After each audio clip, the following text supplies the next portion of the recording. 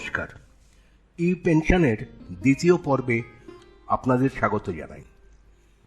এই বিষয়ের আগের পর্বে আমি সরকার অধিগৃহীত সকল বিদ্যালয় ও মাদ্রাসার শিক্ষক ও শিক্ষাকর্মী যারা অবসরের দ্বারপ্রান্তে পৌঁছেছেন তারা কিভাবে অনলাইন ব্যবস্থার মাধ্যমে পেনশনের আবেদন করবেন এ বিষয়ে পার্ট এ ও পার্ট বি ধাপ দুটি জানিয়েছিলাম। কেউ না দেখে থাকলে ডেসক্রিপশন বক্সে লিংক থেকে দেখে নিতে পারেন। আজকের মূল পর্বে যাওয়ার আগে ই পেনশন ব্যবস্থার সামগ্রিক প্রসেস ফ্লো একবার দেখে নেওয়া যাক। শিক্ষক বা শিক্ষাকর্মী পার্ট এ ও পার্ট বি অনলাইনে জমা দেওয়ার পর সংশ্লিষ্ট ঊর্ধ্বতন কর্তৃপক্ষ এসআই বা বিদ্যালয় প্রধানের part C, part D, part E ও অ্যানেক্সার এই চারটি ধাপ সম্পূর্ণ করতে হয়। এরপরে অনলাইন ব্যবস্থায় তা সংশ্লিষ্ট জেলার বিদ্যালয় পরিদর্শক বা পেনশন স্যাংশনিং অথরিটির কাছে পাঠাতে হয়। তিনি ওই অনলাইন ব্যবস্থাতেই তা জেলার সংশ্লিষ্ট অর্থ দপ্তরের ভারপ্রাপ্ত আধিকারিকের কাছে প্রেরণ করেন বেতন সংক্রান্ত তথ্য সঠিক আছে কিনা যাচাই করার জন্য। যাচাইয়ের পর ওই আধিকারিক অনলাইন ব্যবস্থার মাধ্যমে জেলার ডিআই এর কাছে তা পাঠিয়ে দেন। এখানে বলে রাখি, এই পর্ব পর্যন্ত এসআই বা বিদ্যালয় প্রধান প্রেরিত নথির হার্ড কপি ও অনলাইন সফট কপি সমান্তরালভাবে যাচাই করা হয়। কাজেই পূর্বের ধাপগুলি নিয়মানুগ ও নিখুঁত হওয়া প্রয়োজন। কোনো কারণে অর্থ দপ্তরের আধিকারিক ত্রুটি খুঁজে পেলে তা অবজেকশন দিয়ে ফেরত দিতে পারেন সংশোধনের জন্য। তাতে পেনশন প্রদান প্রক্রিয়ায় বিলম্ব ঘটে। কাজেই এসআই বা বিদ্যালয় প্রধানকে যথেষ্ট সাবধানতার সাথে কাজ করতে হয়। আজ এই পর্বে এসআই বা বিদ্যালয় প্রদানের পার্ট সি সংক্রান্ত তথ্য প্রদানের বিষয়ে আলোচনা করব। এই পার্ট সি এর অধীনে মোট 9টি বিষয়ের নথি অনলাইন ব্যবস্থার মাধ্যমে প্রদান করতে হয়। কাজেই ভিডিওর পরবর্তী অংশের খুঁটিনাটিগুলি খুব ভালোভাবে দেখে নিন, পেনশন প্রদান প্রক্রিয়ায় বিলম্ব ও জটিলতা এড়াতে। প্রাথমিক বিদ্যালয়ের ক্ষেত্রে এসআই, উচ্চ প্রাথমিক, মাধ্যমিক বা উচ্চ মাধ্যমিক বিদ্যালয় বা মাদ্রাসার বিদ্যালয় প্রধানরা অনলাইন পর্বে যাওয়ার আগে ওই কর্মী সংক্রান্ত কতগুলি নথি হাতের কাছে রাখুন। 1 নম্বর, fill up nomination form for death cum retiring gratuity বা ডিসিআরজি,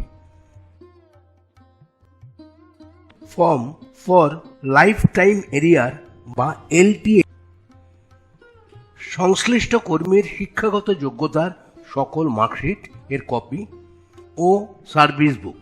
কারণ এই নথিগুলি থেকে পাওয়া তথ্য অনলাইন ব্যবস্থায় পার্ট সিতে প্রদান করতে হবে।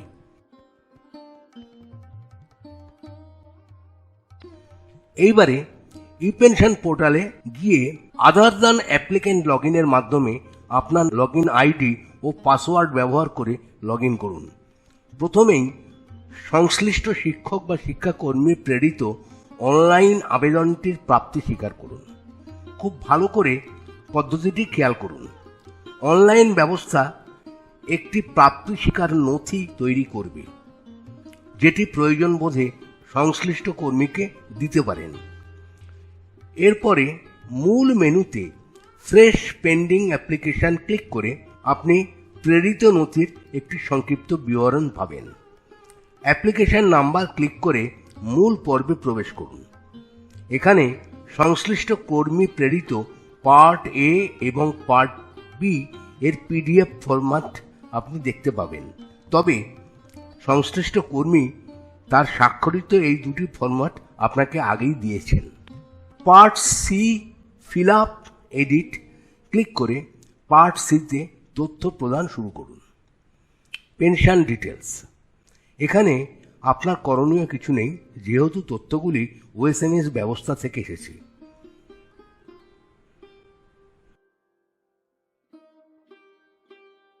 সার্ভিস ডিটেলস, সংশ্লিষ্ট কর্মীর পূর্বের প্রতিষ্ঠানের চাকরিগত কোনো তথ্য থাকলে তা পূরণ করুন।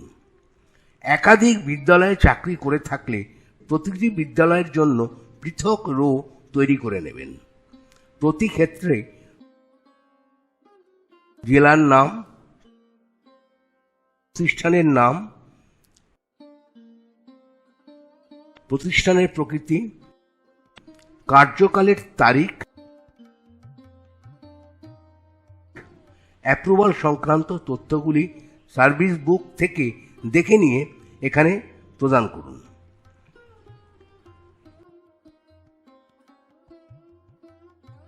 এরপরে বর্তমান বিদ্যালয়ে সংশ্লিষ্ট কর্মীর চাকরি সংক্রান্ত তথ্যগুলি দিন।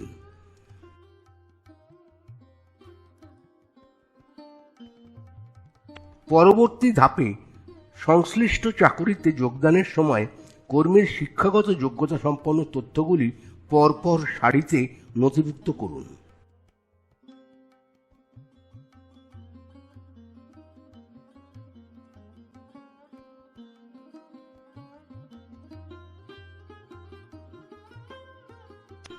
এরপর চাকুরিকালের সংশ্লিষ্ট কর্মী কর্তৃপক্ষের অনুমোদন সাপেক্ষে কোনো শিক্ষাগত যোগ্যতা অর্জন করে থাকলে তা প্রদান করুন।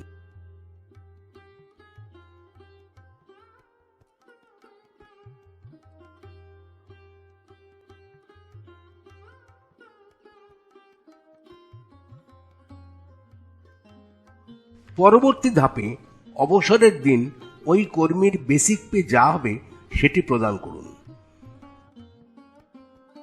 প্রতিটি ধাপ সম্পূর্ণ করার পর সেভ ক্লিক করে পরবর্তী ধাপে যান। এর পরের ধাপে ডেথ কাম রিটায়ারমেন্ট বেনিফিট বা ডিসিআরবি নমিনির তথ্য প্রদান করুন। যদি কোনো কর্মী একাধিক ব্যক্তিকে নমিনি রাখতে চান তবে নতুন সারি অ্যাড করে নিতে পারেন এবং সেইভাবে তথ্য প্রদান করবেন।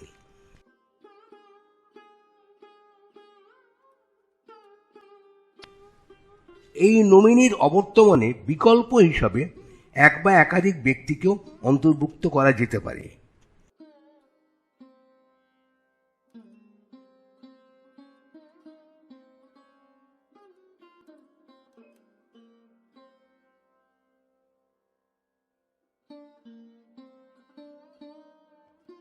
পরবর্তী ধাপে একইভাবে লাইফ টাইম এরিয়ার বা এলটিএ নমিনির তথ্য প্রদান করুন। এই সম্পর্কে বলে রাখি, অবসরের পর সংশ্লিষ্ট কর্মীর ব্যাংক অ্যাকাউন্টে গ্র্যাচুইটি এবং কমিউটেশন জনিত প্রাপ্য অর্থ সরাসরি প্রদান করা হয়। তবে পেনশন আবেদন করার পর এবং অবসর গ্রহণের মধ্যবর্তী সময়ের মধ্যে সংশ্লিষ্ট কর্মীর অনাকাঙ্ক্ষিত প্রাণহানি হলে ওই অর্থ ডিসিআরজি ও এলটিএ নমিনির তথ্য অনুযায়ী নমিনিকে প্রদান করা হবে। কর্মীর এরূপ অপ্রত্যাশিত প্রাণহানিজনিত কারণে জটিলতা এড়াতেই এই ব্যবস্থা। পরবর্তী ধাপ ফ্যামিলি পেনশন ডিটেলসের তথ্যগুলি আগে থেকে পূরণ করা থাকায় এখানে তেমন কিছু করার নেই। সেভ ক্লিক করে পরের ধাপে চলে যান। এই ধাপে কর্মীর চাকুরিকালে ভুলক্রমে কোনো নিয়ম বহির্ভূত অতিরিক্ত বেতন পেয়ে থাকলে এবং তা ট্রেজারি চালানের মাধ্যমে ফেরত দিয়ে থাকলে সেই তথ্য দিতে হয়।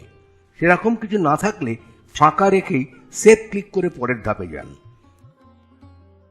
এই ধাপে অনলাইনে এই পর্বটি প্রদান করার দিনে তার চাকুরি সংক্রান্ত কতগুলি তথ্য এগ্রি বা ডিসএগ্রি অপশান চিহ্নিত করতে হয়। এখানে উল্লেখযোগ্য 7 নম্বর ক্রমাঙ্কে কর্মীর আজকের দিনে অর্থাৎ যেদিন আপনি তথ্য প্রদান করছেন পর্যন্ত কতগুলি মেডিকেল বা হাফ পে লিভ বা স্পেশাল লিভ নিয়েছেন তার তথ্য দিতে হবে।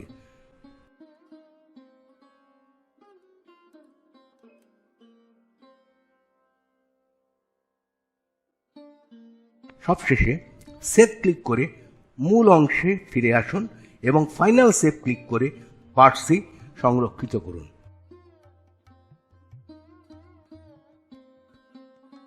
আশা করি এই পর্বটি আমি বোঝাতে পেরেছি। ধন্যবাদ।